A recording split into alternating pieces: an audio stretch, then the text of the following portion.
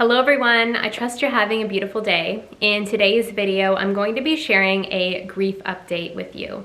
So for those of you who may not be familiar, my name is Zoey. I am a certified professional life coach, and 6 months ago, almost to the day, my older brother Kale passed away. Kale was in hospital receiving cancer treatment for leukemia, and his death was very shocking and very sudden. And since that moment in time, I've been on a new healing journey. From what I've understood about the grief journey so far is that there's multiple different levels to it, layers to it. And my intention in sharing some of what I've been experiencing with you today, as well as what has helped me, is that it will support you along your journey. Whether you found this video because you're presently navigating grief, it's something that you're curious about, or it's just something that inevitably you've been drawn to because as human beings, we will all experience grief at some point in time in our lives. So I'm going to be sharing my personal experiences. This is just how I've been interpreting and understanding grief. And it's by no means to say this is what will be true for you, but it's just to acknowledge and validate if you've been feeling some similar feelings to me. Maybe some insights will land on what could be supportive for you. So to start off, I'll just say that there was life before this level of grief and there is life after. It's almost like someone has ripped my heart open and it's forced me to feel an entirely new array and depth of emotions. It's also provided a gateway for me to feel different levels of grief that I did not process in the past. At the beginning stages of my journey, the first couple of months after Kale passed away, the grief that was coming through was all in relation to him. And then I started to recognize within myself there were memories and aspects of healing that were related to my mother. My mother is still on this earth, but she hasn't been in my life for close to 20 years. And because there was not closure to our relationship ending, it's almost like grief has given me this gift to process some heaviness that I'd been carrying around from the past that I was not even aware that I'd been holding on to. And in the processing of the grief, and what I mean by processing is feeling my feelings, as uncomfortable as they may be, crying, holding myself, just letting these energies flow through my body, is that there's been an entirely new level of lightness and freedom on the other side. It has been incredibly challenging, and I want to acknowledge and validate that for any of you who may be watching. This chapter of my life, losing my older brother, has been the most challenging thing that I've ever been through because of how deep grief can feel, how multidimensional it is in nature, and the ways in which grief feels like a rug has been pulled out from underneath you, and every single aspect of your life starts to change and get rearranged at once. What has supported me along my journey is observing the emotions and feelings as they pass through me. A deep sadness and anger. And the interesting thing about these two emotions is that sadness is something that I can easily allow to flow through me, as in when I am sad, I'm having a moment, I can shed a few tears, I can hold myself and support myself, and I'm okay. Anger has been a bit more challenging because to me, the way that I experience anger, it's like a swirling in my chest. It's a very intense emotion and it can be tricky to not let my mind get involved. The key for me has been not to identify with the emotion, but to identify the emotion itself and keep my mind out of the processing. The anger, if it were to have a voice, is desiring somebody to blame for this. It's desiring to be victim to circumstance. Why did this happen to me? Why did this have to happen to my family? There's been a bit of anger towards God that arises. But when I choose to just be the gentle observer of that emotion and feel it through my system, there is a sense of clarity that comes after that. And I want to share that because when we do not process emotions, specifically anger, it can wreak havoc inside our internal bodies. I've been very well aware on my journey that if I choose to suppress emotions, they will manifest very quickly in my physical body. When my brother passed away, I knew inside of myself that I was going to be committed to feeling these things out, not holding these things in, even though it might be challenging. So what does that mean? It means that every day I've been checking in with myself, and it has gotten easier. I have gotten much more of a hold on the grief through time, and that level of awareness over my emotions could not have been accessible if I wasn't open to holding space for them, as in allowing them to process through, giving myself space and time to meditate through these feelings, allowing myself to cry, not making myself wrong for not being over it yet or experiencing tears again and again. It's a simple allowance of emotions that integrates a greater level of emotional intelligence overall. And that's been one of the gifts through grief. And a way that I've been looking at this is that as a life coach, I support people through different life transitions. And there has been moments in time in the past where I've had clients who have lost people very close to them. And me having not gone through that myself, I could hold space to a certain extent because, of course, I had experienced grief in my life, not to that level. I'd experienced sadness, not to that level or circumstance, anger, not to that level of circumstance. But on the other side of losing my brother, I feel that there has been much more of a capacity to hold deeper emotions for people, really acknowledge and validate where they're at. That's been one of the gems that I've excavated from this experience. And that is just knowing that if this has come to me in my path of life, there are reasons for that I am not yet aware of. And some of those reasons could be clients that I have had in the past or presently have. But there's going to be so many more experiences, people, circumstances in my future that this particular chapter in life is preparing me for. So having that lens of, even though this really sucks, when I come back to my center, I know in my knower that everything is unfolding in my favor, even though, again, it has been an absolute nightmare of a chapter.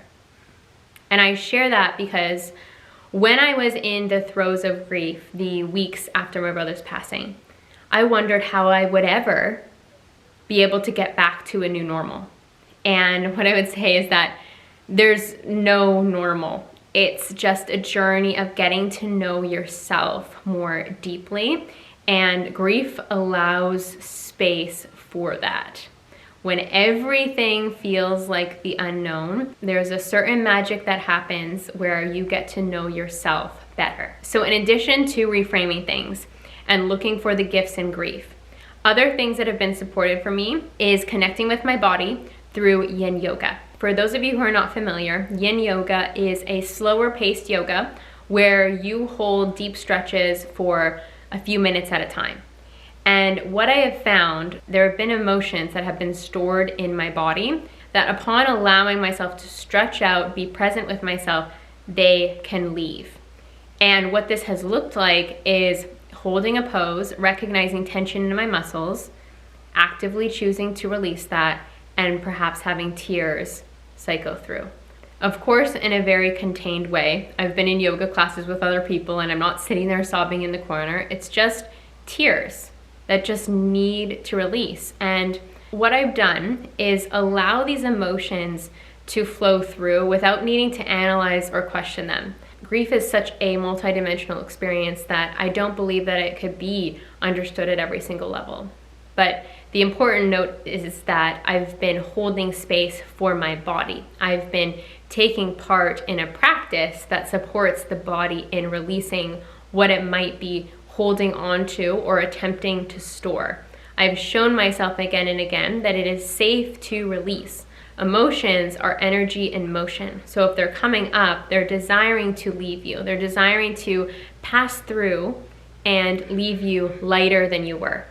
That's been a beautiful gift because, like I said, I've been able to not just release the pain and the trauma of losing my brother, but stored pain and trauma in relation to grief that has been a part of my reality. I just didn't know it.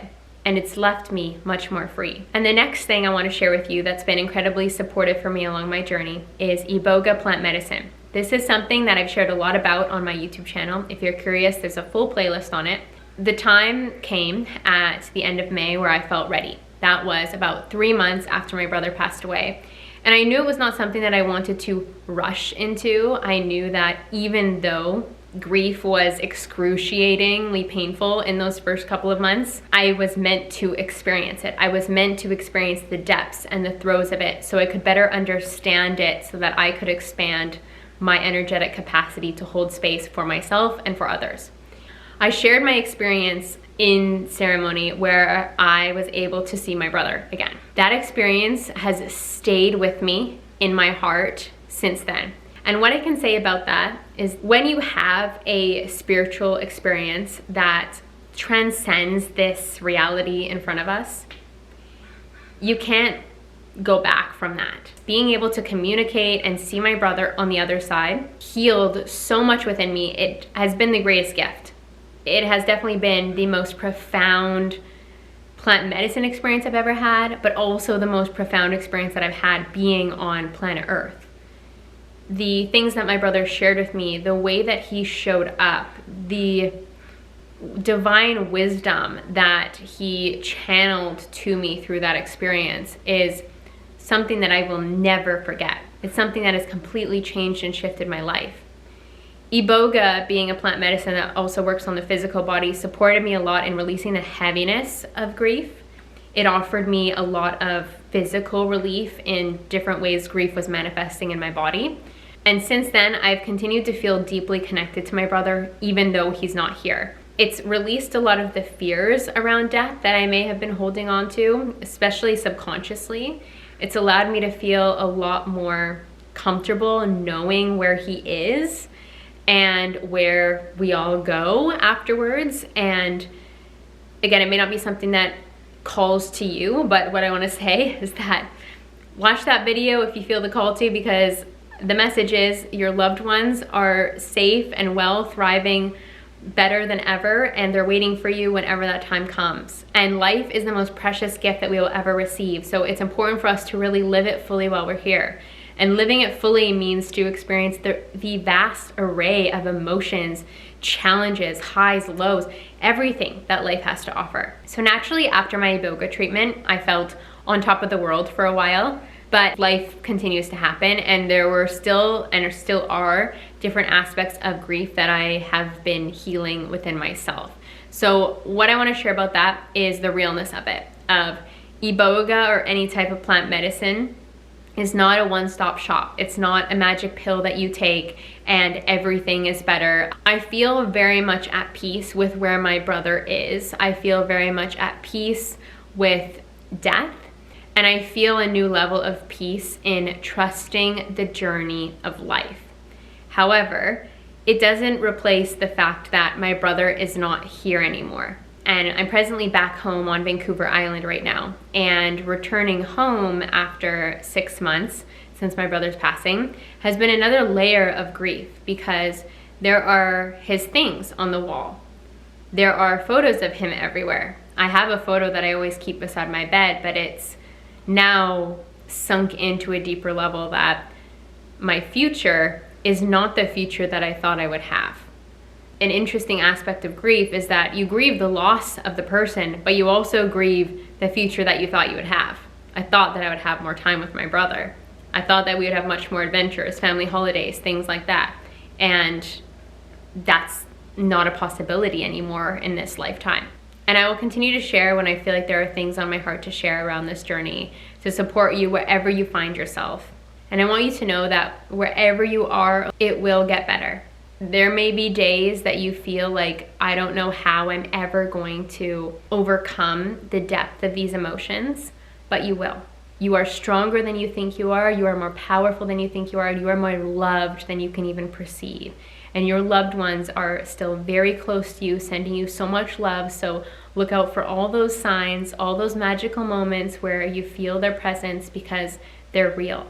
And everything that you might be experiencing emotions-wise is completely valid. There is no one way to do grief. It's just a flow of emotions. And if my words have been resonating with you and you're looking for some coaching support around grief, please reach out to me through the link down below. I would be happy to support you along your journey. Even though grief can feel like the end of something big, There are still beautiful beginnings awaiting to happen for you. Sending you so much love, and I'll see you again soon.